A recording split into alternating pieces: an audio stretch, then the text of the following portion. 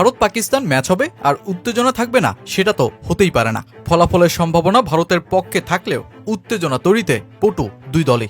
এই যেমন 2025 এশিয়া কাপে সুপার ফোরে দুই দলের দেখায় কত কিছুই না হলো। ফখর জামানের বিতর্কিত আউট, সাইফজাদা ফারহানের ভারতকে টেনশনে ফেলে দেয়া ইনিংস ও বন্দুক উঁচিয়ে ধরার ভঙ্গিতে উদযাপন জসপ্রীত বুমরার ভুলে যাওয়ার মতন একটা দিন। আর এরপর অভিষেক শর্মা আর শুভমান গিলের বন্ধুত্ব থেকে পার্টনারশিপের সেঞ্চুরি। এতে গেল পারফরমেন্সের উত্তেজনা। ম্যাচে যে ভিন্ন একটা উত্তেজনাও ছিল। হারিস রৌফের হাতের ইশারায় 6-0 এর ইঙ্গিত, আর রৌফ বনাম গিল অভিষেকের কথা লড়াই। ম্যাচ শেষে দুই বন্ধুর একই ধরনের টুইট, তোমরা কথা বলো, আমরা জিতে যাই। এই দেখাতেও দুই দল হ্যান্ডশেক না করেই খেলতে নামে মাঠে। ফখর জামানের বাউন্ডারিতে শুরুতেই চাপে পড়া ভারত, এরপর আম্পায়ারের সিদ্ধান্তে পায় স্বস্তি। হার্দিক পান্ডিয়ার ওভারে ব্যাটে লাগা বল কিপারের কাছে তো পাঠিয়েছেন ঠিকই, কিন্তু ক্যামেরায় সঠিক বোঝা যাচ্ছিল না বল কি সঞ্জু স্যামসনের গ্লাভসে পড়েছে কিনা। কিন্তু সবশেষ সিদ্ধান্ত আসলো ফখর আউট। এই ওপেনার সেই সিদ্ধান্ত মানতেই পারছিলেন না, আর যেই হতাশা মেটাতেই ব্যাট হাতে খেপে যান সাইফজাদা ফারহান। টার্গেট যেন জসপ্রীত বুমরা। পাওয়ার প্লেতে আন্তর্জাতিক টি-20তে 3 ওভার করে সবচেয়ে বেশি 34 রান হজমের লজ্জার নজির এই ভারতীয় প্রিমিয়াম পেসারের। আর সাইফজাদা ফারহান বললেন তৃতীয় ব্যাটার, যিনি বুমরার বিপক্ষে টি-20তে সবচেয়ে বেশি রান নিয়েছেন। বোলিংয়ে নাজেহাল ভারতের হাল ধরেন শিবম দুবে। তুলে নেন 54 রান করা সাইফজাদা ফারহানের উইকেট, সাথে সেট 21 রান করা সায়েম আয়ুবের উইকেটটাও। সবশেষ পাকিস্তান পৌঁছায় 171 রানের ঘরে। এর আগে 50 করা সাইফজাদা ফারহানের এমন বন্দুক তাক করে উদযাপন হয়তো টিম ইন্ডিয়াকে তেতিয়ে দিয়েছিল। আর তাই তো এবার ভারতের ওপেনিং জুটির ক্যামিও, সেই অনূর্ধ্ব 12 থেকে শুভমান গিল আর অভিষেক শর্মার বন্ধুত্ব।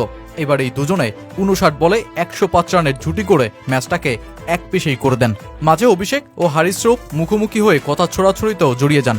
গিল 47-এ ফিরলেও অভিষেক শর্মা যেন সেই কথার জবাব দিলেন ব্যাট হাতেই। 5 ছক্কা ও 6-4, 39 বলে 74 রানের ইনিংস খেলেই ফেরেন এই ব্যাটার। ভারতও ম্যাচটা জিতে নেয় 6 উইকেটে।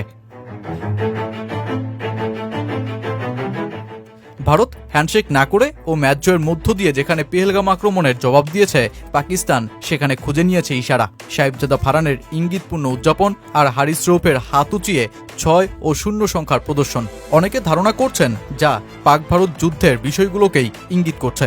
অবশ্য ম্যাচ শেষে ম্যাচ সেরা অভিষেক শর্মা মাঠের উত্তেজনার ব্যাখ্যাটা দেন এভাবেই, আজ খুব সোজা ছিল, তারা বিনা কারণে আমাদের দিকে আসছিল, এটা আমার মোটেও ভালো লাগেনি। আর এটি ছিল একমাত্র ঔষধ আমার আক্রমণাত্মক ব্যাটিং, যেটা আমি তাদের দিতে পারতাম।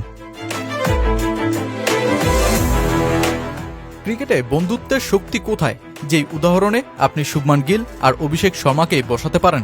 অনূর্ধ্ব 12 থেকে শুরু হওয়া বন্ধুত্বেই আজ শক্তি ভারতের। একজন 3 ফর্মেটেই কাঁপাচ্ছেন, আরেকজন টি-20-র অসম্ভব সুন্দরতম আগ্রাসী চরিত্র। টিম ইন্ডিয়ার টি-20 অধিনায়ক সূর্যকুমার যাদব এই দুজনায় মুগ্ধ। দুজনেই দুর্দান্ত ব্যাট করেছে। আজকে ভালো শুরুটা দরকার ছিল, ওরা সেটা দিয়েছে। ওরা দুজন মাঠে আগুন আর বরফের মতো কম্বিনেশন। একজন আক্রমণ করলে অন্যজন খুঁড়িয়ে দেবে। ওরা একে অপরকে দারুণভাবে পরিপূরক করে। আমি চাই সেটাই হোক। সবচেয়ে বড় ব্যাপার, মাঠের বাইরে তাদের বন্ধুত্বটা খুব গভীর। সেটা ব্যাটিংয়ের সময়ও কাজে দেয়। অনেক সময় কিছু বলতেই হয় না, চোখাচোখি করলেই বোঝা যায় সিঙ্গেলটা নেওয়া যাবে কিনা। ওদের বন্ধুত্বই ব্যাটিংয়ের সময় প্রতিফলিত হয়। পাক ভারত ম্যাচ সেই আগের প্রতিদ্বন্দ্বিতায় নেই। ফলাফলের লড়াইয়ে পাকিস্তান সেই সোনালী জৌলস হারিয়ে বসেছে। সবশেষ 7 দেখাতেই পাকিস্তানকে হারিয়েছে ভারত। তাই সূর্যকুমার যাদব এবার এই পাক ভারত মহারণকে আর রাইভালরি বলতে নারাজ। আমার মনে হয় আমাদের ভারত পাকিস্তান প্রতিদ্বন্দ্বিতা নিয়ে প্রশ্ন তোলা বন্ধ করা উচিত। একটি দল ভালো ক্রিকেট খেলছে কিনা সেটা নিয়েই আলোচনা হওয়া উচিত।